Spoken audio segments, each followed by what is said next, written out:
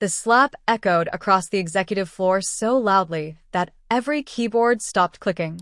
My cheek burned as the senior executive's secretary glared at me and screamed, "How dare you drink from my husband's water?"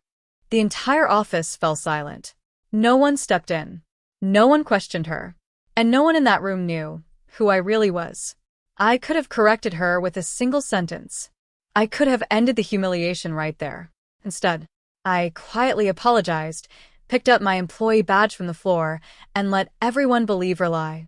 Because I wasn't about to ruin her career with one sentence. I was about to let her destroy it herself.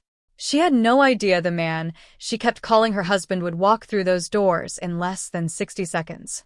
My name is Emily Carter. I'm 32 years old, and 3 weeks ago I accepted the lowest paying position at the very law firm my husband had spent 15 years building. No one knew who I was. Not the receptionists. Not the associates. Not even human resources. That wasn't an accident. It was my idea. Daniel and I had been married for 9 years, and when he recently became managing partner of Carter and Rowe Legal Group, he wanted me to officially join the executive board. Before accepting, I made one unusual request. "I want to see the firm the way everyone else sees it," I told him. "No special treatment. No introductions. No one should know I'm your wife." He hesitated but finally agreed. Only Daniel, the chairman of the board, and one HR director knew my real identity. Everyone else believed I was simply Emily Carter, a newly hired administrative assistant trying to prove herself. For 3 weeks, I quietly observed everything. Most employees were hardworking, respectful, and genuinely supportive. The attorneys stayed late helping junior staff. Receptionists greeted clients with kindness. The culture Daniel believed he had created seemed real. But there was one exception. Her name was Vanessa Brooks, Daniel's executive secretary. She behaved less like an employee and more like someone who owned the entire building. She interrupted partners during meetings. She ordered assistants around like servants. Even department managers avoided arguing with her. Whenever someone questioned her decisions, she'd smile and say, "Trust me, Daniel always sides with me." At first, I assumed she was simply overconfident. Then I started hearing whispers.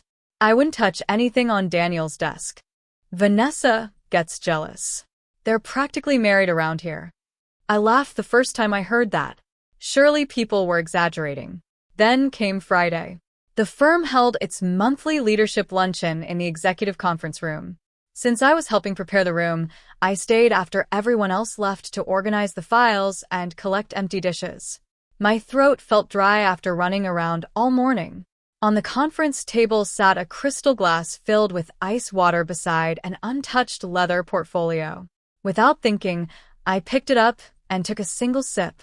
The glass hadn't even reached the table before someone screamed behind me. "What do you think you're doing?"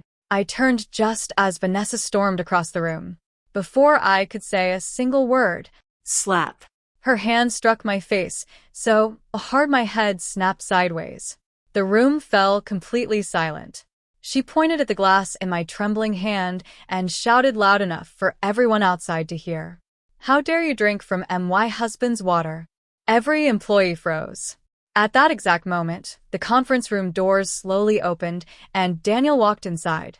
Daniel stopped in the doorway, his eyes moving from my red cheek to the glass still shaking in my hand. The smile he had been wearing disappeared instantly. "What happened here?" he asked, his voice calm but dangerously quiet. No one answered. Vanessa stepped forward before anyone else could speak. "Daniel, this new assistant crossed every line," she said confidently. "She walked into the executive conference room without permission, touched your personal things, and drank from your water after I specifically warned her not to." She folded her arms as though the matter was already settled. I had to teach her a lesson. Daniel looked at me. "Emily." I gently placed the glass back on the table. "I accidentally picked it up," I said softly. "I thought it was left over from lunch." Nothing more. No shouting. No accusations. No mention that I was his wife. Daniel frowned. "You slapped an employee over a glass of water?" Vanessa laughed nervously. "It wasn't just water. Everyone knows nobody touches your things." An uncomfortable silence spread through the room. Then someone near the back quietly spoke. Actually, she's right about one thing. Everyone turned. It was Michael, one of the senior associates. He swallowed before continuing. Everyone knows we're expected to stay away from Daniel's office because Vanessa gets angry. Another employee nodded. I've seen her throw away flowers clients sent because she said they weren't appropriate for Daniel. And she signs emails for him before he even reads them, someone else added. A receptionist raised her hand. Last month she told visitors she was basically running Daniel's life. The room suddenly filled with nervous voices. People who had stayed silent for months were finally speaking. Vanessa's confident smile slowly disappeared. You're twisting everything, she snapped. They're all exaggerating. Daniel looked toward the human resources director, who had quietly entered after hearing the commotion. Karen, he said, have there ever been complaints about Vanessa? Karen hesitated. There have been several. Vanessa spun around. They were all dismissed. Karen lowered her eyes. They were closed without a formal investigation. Daniel's expression hardened. Who authorized that? No one answered. Then the head of security stepped into the room. Sir, he said carefully, the conference room cameras recorded the entire incident. Daniel nodded once. Good. He looked directly at Vanessa. Nobody should ever be assaulted in this firm. Then he turned back toward everyone gathered in the room. His next question landed like thunder. If my own company became a place where people were afraid to tell the truth. He paused, looking slowly around the silent conference room. Then would someone please explain why my own wife felt she had to hide her identity, just to discover it? For several seconds, no one moved. The silence inside the conference room felt heavier than any argument ever could. Vanessa stared at Daniel, then at me, her face slowly draining of color. Wife, she whispered. Daniel walked to my side and gently looked at the red mark on my cheek. I'm sorry, he said quietly. This never should have happened. Then he faced the room. Everyone, this is my wife, Emily Carter. Gasps echoed across the conference room. Several employees looked completely stunned. One receptionist covered her mouth. Michael simply shook his head in disbelief. Vanessa stumbled backward until she reached the conference table. No, she muttered. That's impossible. Daniel remained calm. Emily asked to work here without revealing who she was. It was her idea. She wanted to experience this firm exactly as every employee does. I agreed because I believed our culture reflected the values we built this company on. He looked around the room. Today proved that I was wrong. Karen from Human Resources stepped forward carrying a folder. Since everyone is present, she said carefully, I believe the employees deserve to know that we have documented 7 formal complaints involving intimidation, harassment, and abuse of authority. She placed the folder on the table. Every complaint matches what we've witnessed today. Several employees slowly nodded. One young legal assistant finally found the courage to speak. I almost resigned last month.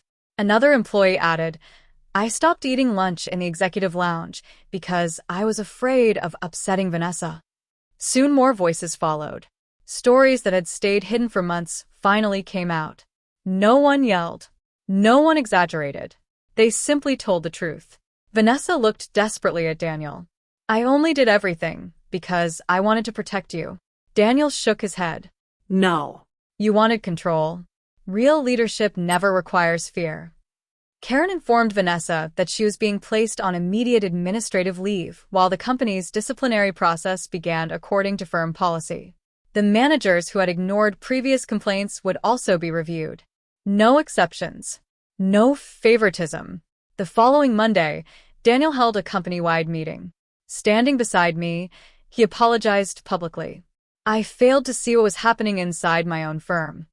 For that, I'm accountable. He then announced new reporting procedures, anonymous employee protections, leadership training, and mandatory workplace conduct reviews for every department, including executives.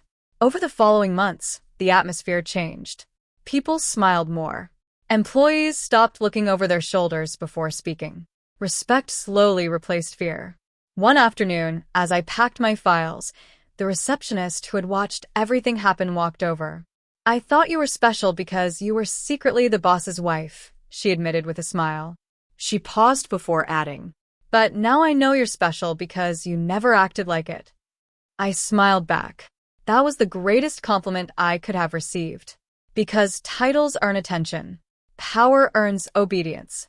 But character earns trust. And in the end, trust was worth far more than any position either of us could ever hold.